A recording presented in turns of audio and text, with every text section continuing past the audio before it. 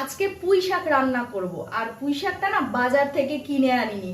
এর আগে একটা বড় ব্লগে দেখিয়েছিলাম আমার ব্যালকনির সামনে পুঁই শাক হয়েছে, অনেকটা হয়েছে, তো মোটামুটি সবাই কেটে ফুটে খায়।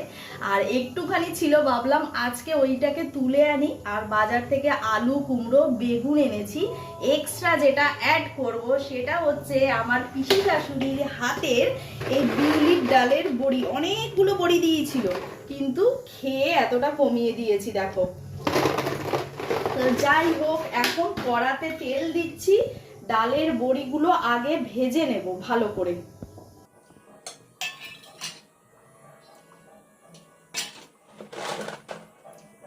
ভালো করে এটা গরম করে নিতে হবে, না হলে না বড়িগুলো লাল লাল হবে না। আর বড়ি দিলে তেলে দেখেছি তেলটা না বেশি টেনে নেয়। ভেবেছিলাম একটু মাছের মাথা আনবো, কিন্তু প্রত্যেক দিন তো মাছের মাথা এনে খাওয়া এটাও কিন্তু ভালো নয়। তাই একটুখানি পুঁই শাক ছিল, মাছের মাথা আজকে আর আনিনি। কদিন আগেই এনে মুড়িঘণ্ট রান্না করেছিলাম। আজকে ভাবলাম যে এমনি বিউলির ডালের বড়িটা দিয়ে খেয়ে দেখি কেমন খেতে হয়। গরম হয়ে গেছে, দেখি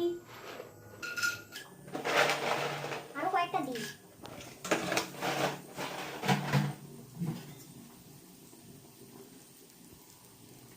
এপাশে কিন্তু ভাত রান্না হচ্ছে।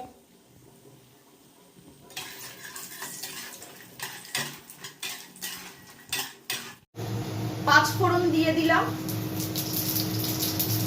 কাঁচা লঙ্কা বা শুকনো লঙ্কা প্রথমে দিচ্ছি না, তার কারণটা জানিয়ে দিই। আমি এখানে একটু আদা বেটে রেখে দিয়েছি, আদা, তেজপাতা আর জিরে ধনে গুঁড়ো, সাথে রয়েছে শুকনো লঙ্কা। তাই জন্য আলাদাভাবে আমি কোনো কাঁচা লঙ্কা অ্যাড করছি না। এরপরে আমি দিয়ে দেব কুমড়ো আর আলু। এটা কিন্তু বন্ধুরা চন্দ্রমুখী আলু দিয়েছি, যাতে তাড়াতাড়ি সেদ্ধ হয়ে যায়। এরপরে বেগুন দিয়ে দিলাম, আলাদা করে আর ভাজলাম না। এটা হতে থাক।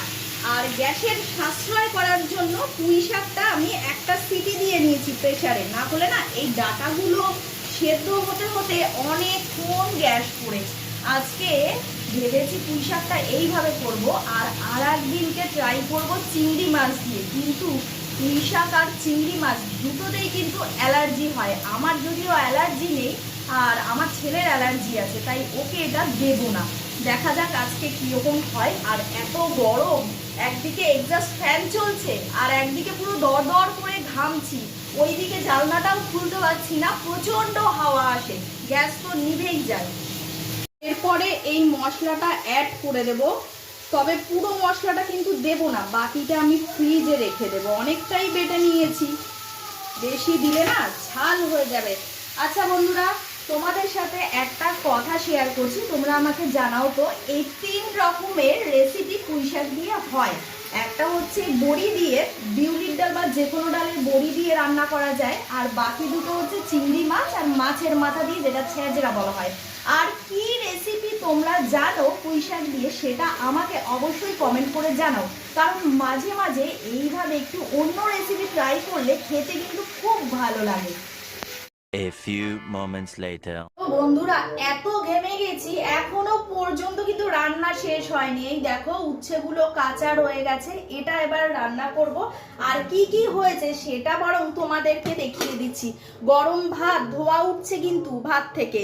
আর এঁচোড় চিংড়ি, যেটা কালকে করেছিলাম, দাঁড়াও, বিশ্বাস না হলে এই দেখো, দেখে নাও, চিংড়ি মাছ দেওয়া রয়েছে ছোট ছোট সাইজের। এটা রাতে করেছিলাম, তাই এটাকে আবার ফ্রিজ থেকে বের করে গরম করলাম। আর বড়ি ছড়িয়ে দিয়ে পুঁই শাক রান্না হয়েছে। কেমন হয়েছে সেটা অবশ্যই জানাতে কিন্তু কেউ ভুলো না। বা